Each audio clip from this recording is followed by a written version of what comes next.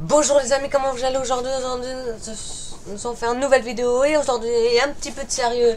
Après toutes ces vidéos, bon, il y a presque toutes ces vidéos, on était en mode refoulé, patate, tamisé. Aujourd'hui, je vous avais parlé, rappelez-vous, dans le précédent épisode de Je parle, que je ferai pour le prochain épisode, je parle de l'hyperventilation. Je sais, il y en a pas eu pendant très longtemps, mais j'avais envie de me défouler un petit peu.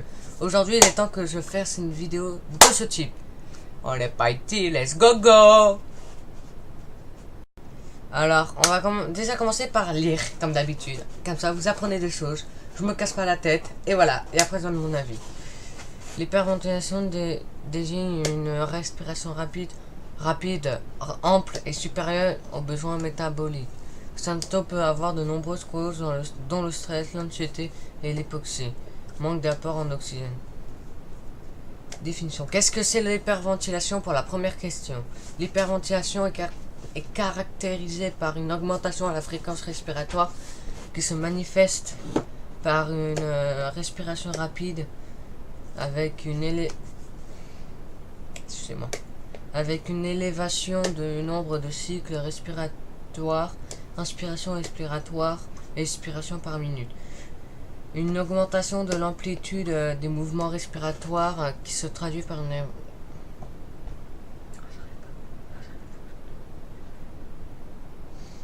Je sais pas qu'est-ce qui se passe là, mais aujourd'hui, ça bloque ça. Par une respiration ample et avec une hausse du volume d'air inspiré et expiré, volume courant. Lors d'une hyperventilation, l'augmentation du volume d'air inspiré et expiré perturbe les essences gazeuses pulmonaires. Un apport important en oxygène qui s'avère supérieur aux besoins métaboliques. Un rejet excessif de dioxyde par exemple une émission de la... Excusez-moi. Qui se traduit par une diminution de la pression artérielle.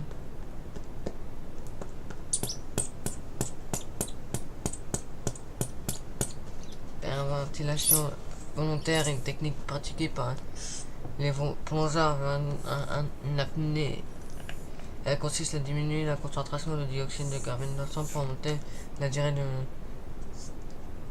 Néanmoins, l'hyperventilation est une technique dangereuse car elle perd de connaissance.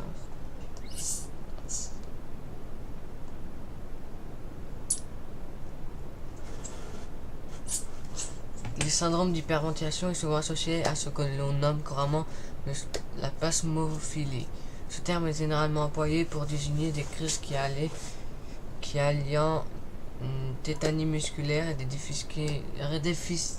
difficultés respiratoires dans une hyperventilation. Il va falloir vraiment que je me couche parce que je suis tellement fatigué, j'arrive plus à lire. Le syndrome d'hyperventilation ou de spasmophilie se manifeste par un ensemble de symptômes tels qu'une sensation de faiblesse et de fatigue. C'est vrai, c'est ce que j'ai parfois. Des étourdissements et des vertiges. C'est vrai, c'est ce que j'ai eu parfois. Et d'ailleurs, le prochain domaine de Je parle de, ça parlera des vertiges, des malaises. J'en ai déjà parlé, et c'est vrai. Des céphalées, des difficultés de concentration, une irritabilité, de l'anxiété, un état dépressif, des troubles du sommeil tels que des insomnies. Explication. Quelles sont les causes de l'hyperventilation? L'hyperventilation peut avoir différentes explications. Elle peut être volontaire, mais peut aussi être le signe ou la conséquence d'un état de stress ou d'anxiété qui peut s'entraîner des crises d'angoisse ou de panique avec la survenue d'une hyperventilation. Ça c'est ce que j'ai la première phrase, donc c'est bon, je l'ai déjà dit, mais je l'ai. D'une nymphonie, un manque d'apport en oxygène qui peut notamment survenir lors de séjours en altitude. Non mais c'est n'importe quoi, moi je fais une vidéo sérieuse. Il est 21h40, je suis fatigué, c'est les yeux qui piquent. Et malgré ça, je fais une vidéo sérieuse. Du coup, je dis n'importe quoi. Une infection pulmonaire comme l'asthme, maladie inflammatoire, des voies respiratoires, une pneumonie, infection pulmonaire d'origine bactérienne ou virale, une embolie pulmonaire, obstruction d'une ou plusieurs artères irriguant le poumon, un pneumothorax, infiltration anormale d'air au niveau de la cavité, une fibrose pulmonaire, lésion pulmonaire ou un ODM pulmonaire, cardiogénérique, infection pulmonaire due à une insuffisance cardiaque, une acidose métabolique, un trouble de l'équilibre acido-basique d'origine métabolique, intoxication aiguë, insuffisance rénale, acidose lactique, par excès d'acide lactique, que l'organisme peut vouloir compenser par une hyperventilation, d'une atteinte du système nerveux central, notamment en cas de traumatisme crânien, de méningite ou d'hémorragie intracrânienne, de la septie, d'une réponse inflammatoire générale. Quel est le risque de complications?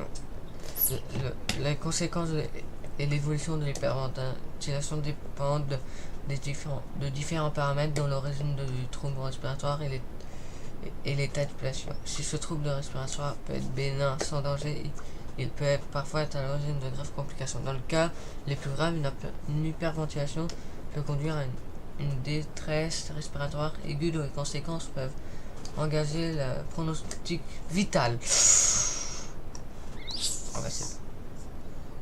Traitement. Comment traiter l'hyperventilation? La prise en charge médicale consiste à traiter l'origine de l'hyperventilation. Selon les cas, le diagnostic peut être établi par un médecin généraliste ou un pneumologue. Dans le cas les plus graves, une prise en charge par les services de soins médicaux est indispensable pour limiter le risque de complications. En fonction du diagnostic, plusieurs traitements peuvent être envisagés. Les séances de kinésithérapie, un traitement médicamenteux, une ventilation assistée mécanique. Alors, vous avez appris des choses dans cette petite vidéo, parce que oui, je suis fatigué, du coup, je ne savais pas quoi faire. En plus, je devais tourner pour demain, enfin pour vous, voilà. Et du coup, j'ai décidé de faire ça. Comme ça faisait longtemps que j'en avais pas fait, j'avais envie d'apprendre des choses. J'en ai appris encore, comme chaque vidéo. Bonjour pour les crises d'angoisse, parce que là, c'est un cas particulier. Mais voilà, n'hésitez pas à liker, partager, à commenter. Je vous promets, la prochaine vidéo sera beaucoup plus sérieuse. Beaucoup moins sérieuse. Bye bye bye.